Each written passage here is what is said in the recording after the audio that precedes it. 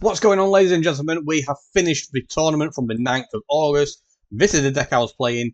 I got top 16. I probably could have got top 8 if it wasn't for one person, one individual who went 1-2 drop after I beat him. You know who I'm talking about. You know who you are. I'm going to put the clip in here. I recorded it. Follow. Simple.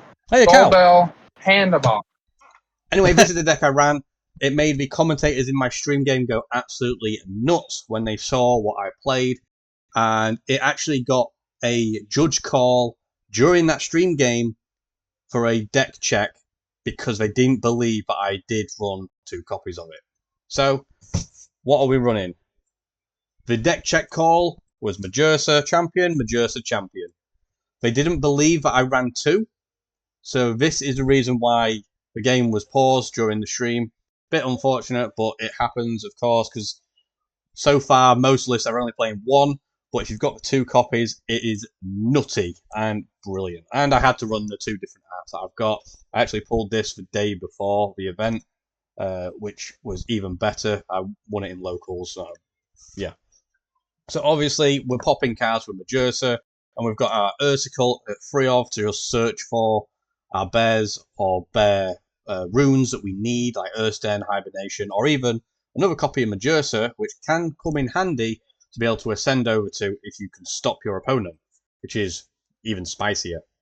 But the ultimate spicy tech, which no one was expecting, and everybody didn't know what it did, Ursicle, Champion of Kyo. So if you already have Hibernation and Earthden in hand at the time, you could play your Ursicle and lock their back row, so then they can't respond to the Majersa, or they can't respond to the Earthden with Pandora's Box. Now, at games 2, in every match I played, the Ursicle, when I cast it, I usually had a 50-50 chance against 2 face downs, and I always hit the Pandora's Box, so they just could not use it. It came in so clutch through the entire tournament. I would probably even consider bumping us up to a 3 if I ran some more Earthdens.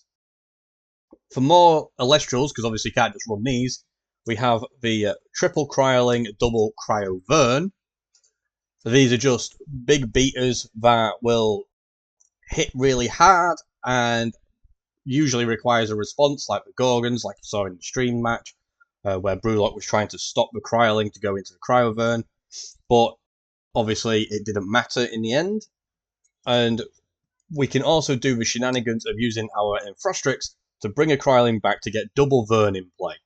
You can even Infrostrix to get the Ursicle back out if it happens to go to the Underworld, and then lock back row yet again, and it's a nuisance to deal with because the stat line of a 2-4 is kind of annoying because a 4 defense is kind of hard to beat. I mean, you've got Eddies and Galaxies now, but it's still a nuisance. And to search all of our Frost cards, of course, we are using Triple Napoon. It's just a good card to search for every Frost card we need. And then our last Elestral in the deck, Triple Rabbit, because just Rabbit is good card. You can search for your missing piece that you might need. Like your Ursicle, your Hibernation, your Earthden. You just look at your top 3. So that is the Elestrals lineup. The double Majersa and the Ursicle are the biggest MVPs of the entire deck. If I had to pick one of them, it would 100% be the Ursicle being the MVP. So for our rest of our bear cards, we are running 2 Den and 3 Hibernation.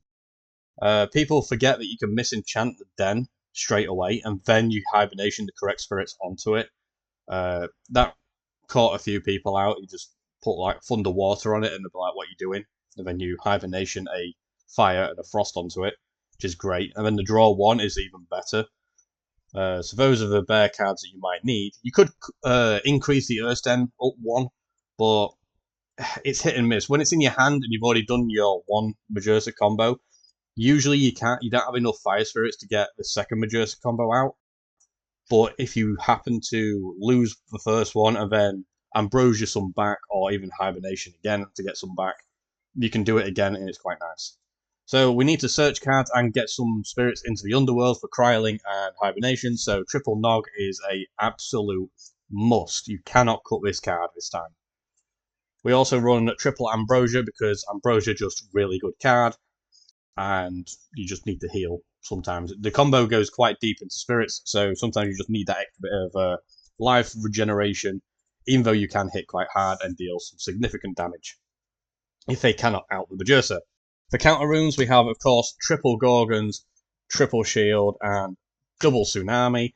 And then the two cards that nobody predicted that was going to be in my main deck and actually came in clutch against some AGRO decks. Double Panda Box in the main. People are sleeping on this card for the main deck. Side deck, yeah, makes sense. Good against Earth Den. Main deck, they don't expect it, and then the AGRO gets shut off completely. It does nothing, and that ruins their play. Especially if they're trying to swing over your Medusa or your Cryovern, and they're hoping to AGRO on something on it. If you've got the Pandora's box, you are stopping that, and they are hitting you and dying. So let's go into the spirits. So for the spirit deck, it's a bit of a mess. Every game I sided out one spirit for a different spirit because it was just a complete mess. It just didn't feel right most of the time. So we're starting off with 2 Thunders for our Rabbit. We have 3 Waters for our Tsunamis and our Napoons. This is one spirit you could probably up again, but the spirit math is a bit difficult at times. And then this is where I was cutting a spirit. I ran 6 Fires. I would every game I was cutting 1 fire out and siding in a Frost, which I'll show you my side deck in a minute. That's even better spice. Because I kept needing the Frostrix, and I was running low on spirits after doing my other plays. And literally the rest of the spirits are just Frost. So we got 9 Frost. It's a great deck. It feels really nice, even without the side deck. You're just playing it naturally. But when you're siding, this side deck is just ultimate spicy sauce. So that was the main deck. Now for the side deck. So as you can see, I have some white sleeves and some orange sleeves. I wouldn't recommend doing this, but you probably just have things unsleeved and have a sleeve spare to the side so you don't give away what you're running. So we'll start with the spirits. The spirits we are running in the side is 3 Frost and 2 Wind. Now you might think, oh, he's running Wind for the Hurricane. No. And the extra Frost is to side out Fires because our Wind spirits are for Blizztrix. This was funny. You would side out every single bear card. And I mean every single bear card except for the Urskoat because the Urskoat was so strong. So you side out all of the bears. 1, 2, 3, 4, 5, 6, 7, 8, 9, 10 main deck cards get sided out of this deck. But why are we putting Blizz in? Surely we can't go into a Snowlet play. No, we don't. We don't go into Snowlet whatsoever. We've got Blizz. We keep 1 fire in the main deck, just 1, for Cryoscorch. Because we can go into the Cryoscorch. So we side out 5 fires for these spirits. We've got more Frosts and 2 Wind. We side in Cryoscorch, Blizztrix. We then go triple Broomalinx, double Mountain, double Blizzard. This caught people off guard a lot because I would be playing the bears, and then game 2 or maybe even game 3 on a couple of occasions, you side out their entire bear package and go straight into this because they're expecting to have to stop a bear, so they're putting in panda boxes and things like that. No one wants to panda box a Broomalinx. It feels like a waste of 2 spirits. Blizztrix has to be Gorgons or Tsunami'd when it's cast, because otherwise they're just going to get the effect of putting 3 back and destroying a card. Cryoscorch, a massive, massive damage dealer. 14 attack. It's crazy. This side is probably not good. It could have obviously have put in better side cards for the actual matches, but it just felt funny to be able to do this. I would also maybe even take out the Blizztrick package and go with the Waylance and go into Waylance to be able to destroy my opponent's cards and then make them get rid of all those cards with old Waylance. That is the deck list. We will go into the games and we will see what happened. Then we'll go over the stream match and I will commentate what I was doing. So here we go. Round 5 of Swiss. Brewlock versus me. 3-1 currently. Unfortunately, Brewlock did drop after this. He could have easily got 5-2, same as me. I don't know why people keep dropping as soon as they hit 2. You have a chance. With the amount of players that were in this tournament, 3 people with 5-2 got into top 8. If my win percent was slightly higher, I could have got into top 8. But one person brought it down, not Brewlock, somebody else. You know who you are. So they already discussing about Brewlock's deck. He played a Spectrus and sets a couple of cards. From this point, I believe I had rabbit in 2 rabbits in hand. I had the Ursten and I had the Hibernation, but I didn't have a bear at all. I was looking for a bear. Eventually, I do find a bear, but not the bear that I want. So he let my effect go through, which is fine. I add a card. I can't remember which card it was. I think it was maybe Shield at the time. I did have another Shield in hand, so that's why you see me set 1. I don't set 2 because I don't want to be hurricaned. Plus, I forgot. I was really sweaty at this time. It was like 25 degrees towards the evening. And then Cryptoris. I was confused with why he played Cryptoris in defense initially. I did ask him what the card was because I've not seen that artwork before. But the Cryptoris in defense didn't make sense because when it's in attack, it can beat over a rabbit, I believe. I'm not 100% sure. It might even just get close. So he was searching for like Posthumous and he didn't see it. I kept having to ask him like what the effect was because I couldn't remember if it added just a free cost or more or what. But it has to be at least 2 spirits. So he's trying to swing. I let it go through initially because it's in the attack step. So he has to Argo in the attack step. So he does Argo. It's like, yep, that's fine. I let him search for whatever he needs, which in this case was a liar to put on my rabbit. So my rabbit is now a 5-2, which is crazy. I would have thought it would have got a necklace or something like that, or even just anything to just boost my rabbit up. No, his Spectrus up just a little bit, but no. So still in the attack step, after a resolution of the liar, I'm able to then Shield of Achilles, bouncing his Spectrus down. He should have put the Cryptoris in attack if he was going to do this Argo play, because then he would have been able to Cryptoris swing over my rabbit. That was a big mistake. Because that keeps me with 1 guy on board still. So I draw for turn. I then just go straight into another rabbit from this point. I do think about it a little bit, like, what have I got? I top decked a Majursa, I believe, or one of the Majursas. So I do rabbit effect. I need to see a little bear of some description. And I believe I find the Ursko off of this. So I am essentially ready to go, I believe. I can't quite remember. Remembering hands, for me, is really difficult. I'm not used to doing commentating over my own games. I just talk about it at the time. So I'm a 5-2 at this point, so I may as well just switch to attack.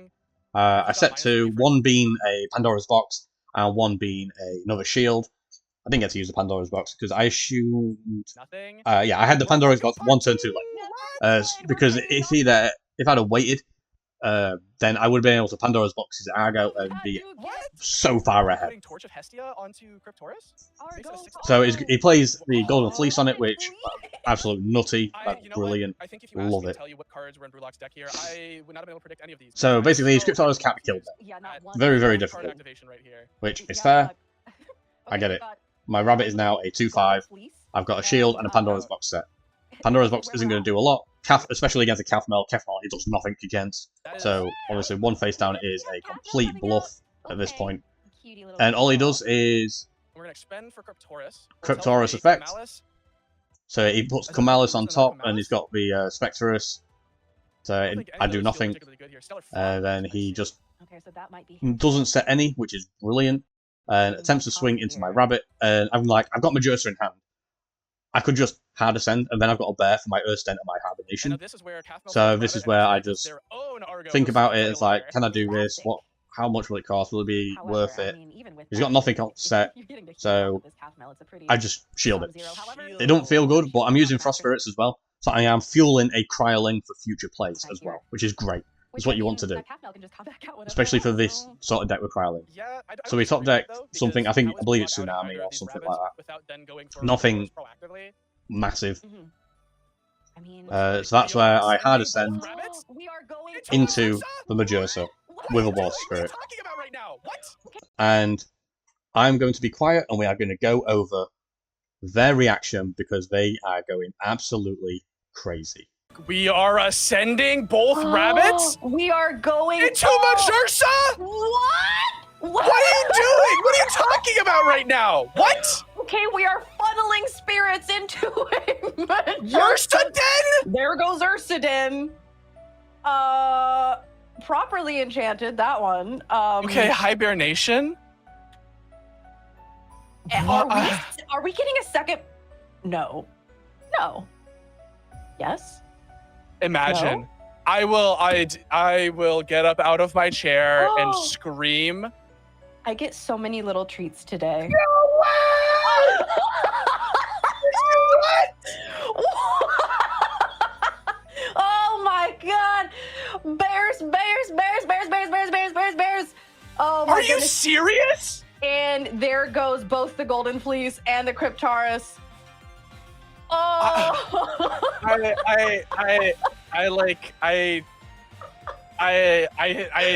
The words have left my brain. We're swinging for 6. Brewlock is at 3, suppose. So as you just saw, they went absolutely crazy over the cast of my double bears, and we had a slight little issue where there was a judge call of the deck check.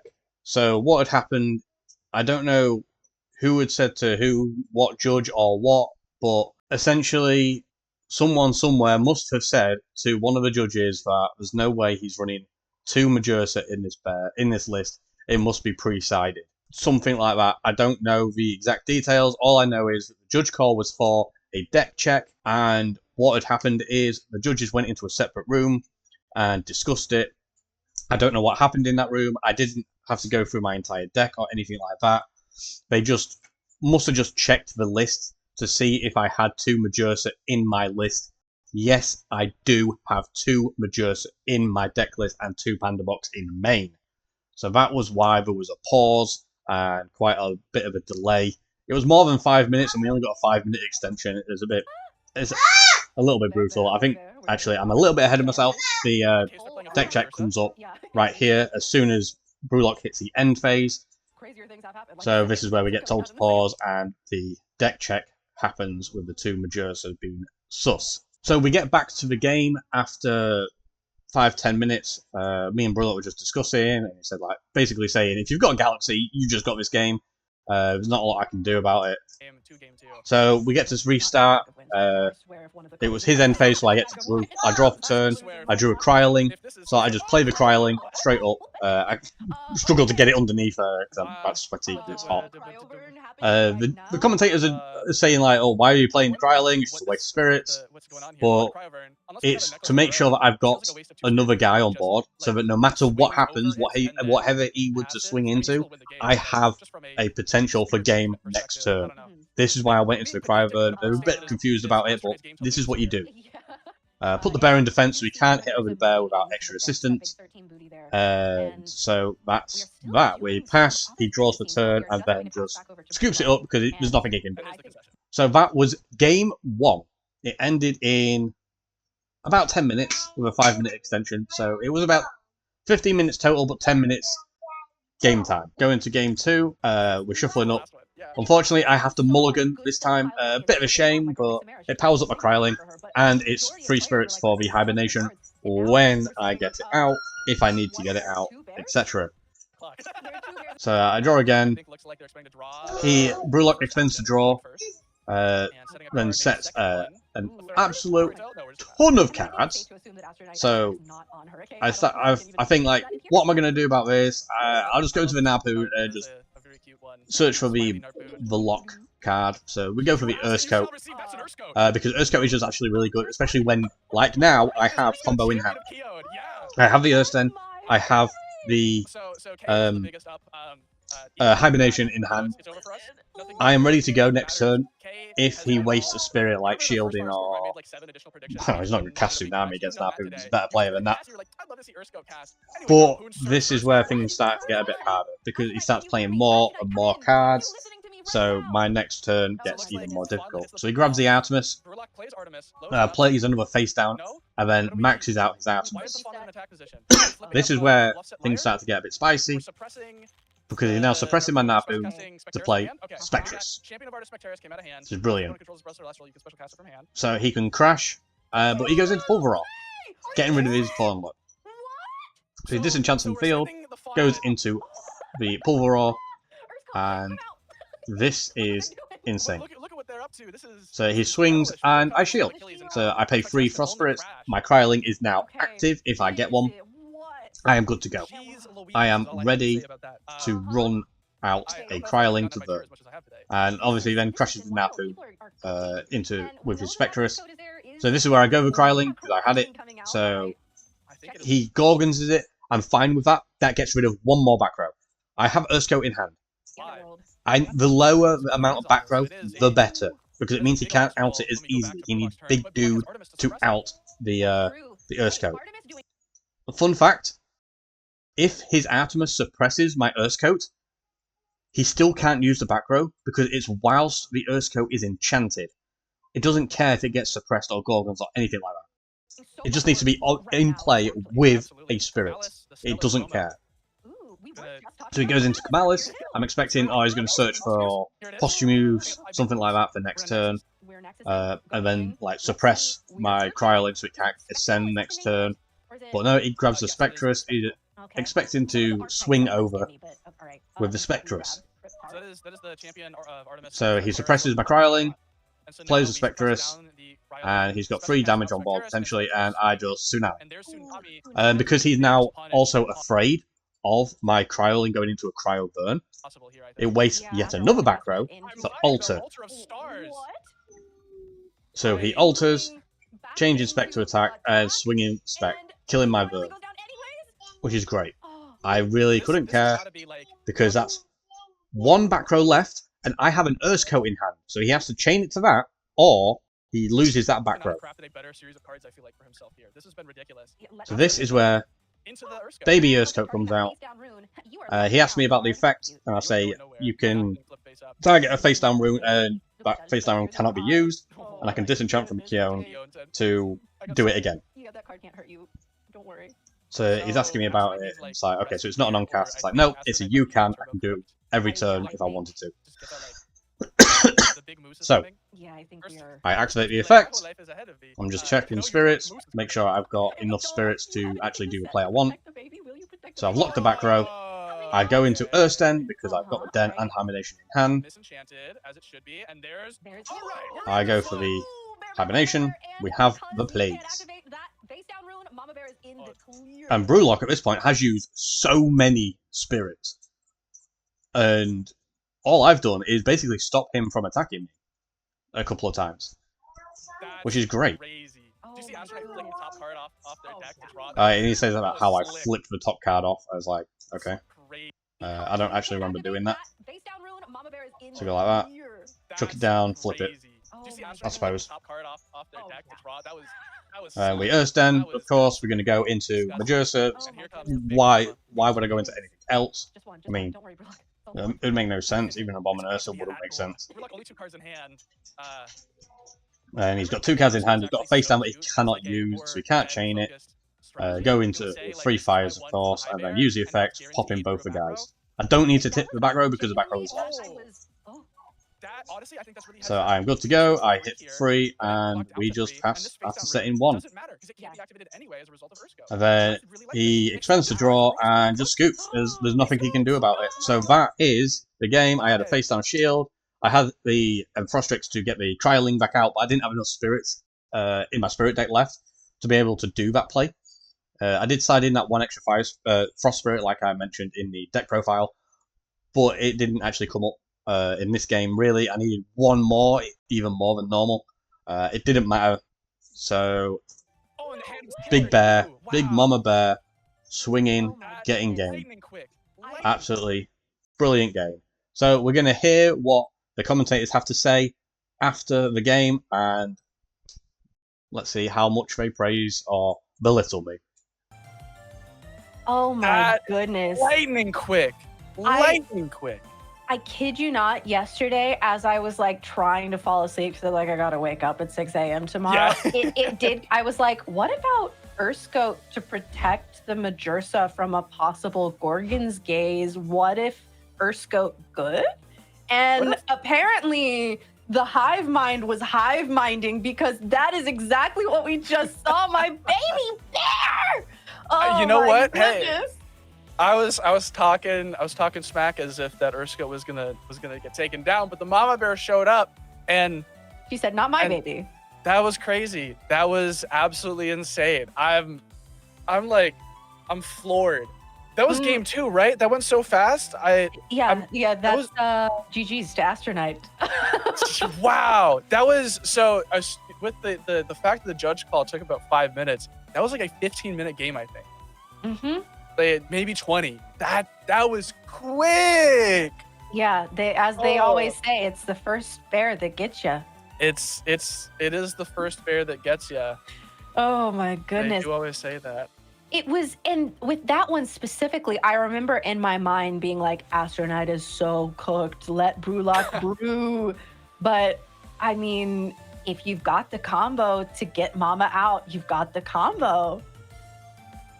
Yeah, if you got combo, you got combo, and wow, that was gross, honestly. Like, yeah, listen, we're sitting here with all the time in the world left. I think what we need to do is talk about the cards that we saw in that game. And sort of the sequence of events, because we started off over on Brewlock's side, right, with Spectaris, and we were like, I mean, if you know Brewlock, we're being very cheeky about it. It's like, if you know Brewlock. And then all of a sudden, Cryptaris came out, and all of a sudden, it had Golden Fleece, and all of a sudden, in the next game, we had Artemis. Artemis was suppressing things. We had Fawnlet coming out. We had Comalis. We had the champion Spectaris. We had Pulveror. Wait, we had Pulveror. Yes, we had Pulveror. That was probably the most shocking thing about game 2. That was horrifying. Like the Fawnlet came out in attack position. Like, this doesn't make sense at all. And then it turned into a giant cat. Yeah. And that was very scary. It was very scary. And the art too is so like it's lurking, which it absolutely was. And then but you know, Mama Bear. She protects her cubs. No. Don't poke the bear. Do not poke the bear. I'm always saying that. Yeah, you are always saying exactly that. I'm always saying exactly that. Do not poke the bear. I think that what we need to do is decide on whatever little treat that I get for my predictions today, because do you have an Earth Scout plushie yet?